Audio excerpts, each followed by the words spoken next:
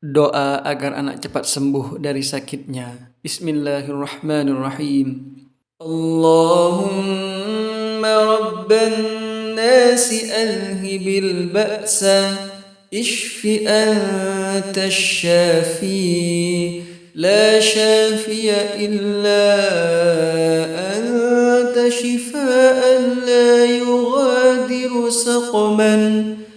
أسأل الله العظيم رب العرش العظيم أن يشفيك. اللهم رب الناس أذهب البأس اشف أنت الشافي لا شافي إلا أنت شفاء لا يغادر سقما. أسأل الله العظيم رب العرش العظيم أن يشفيك. اللهم رب الناس أذهب البأس اشف أنت الشافي لا شافي إلا أنت شفاء لا يغادر سقما. أسأل الله العظيم رب العرش العظيم أن يشفيك. اللهم رب الناس أذهب البأس اشف أنت الشافي لا شافي إلا أنت شفاء لا يغادر سقما. أسأل الله العظيم رب العرش العظيم أن يشفيك.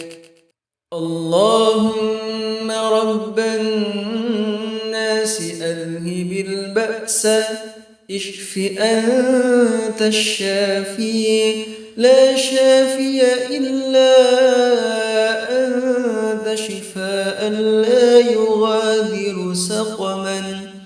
أسأل الله العظيم رب العرش العظيم أن يشفيك. اللهم رب الناس أذهب البأس اشف أنت الشافي لا شافي إلا أنت شفاء لا يغادر سقما. أسأل الله العظيم رب العرش العظيم أن يشفيك.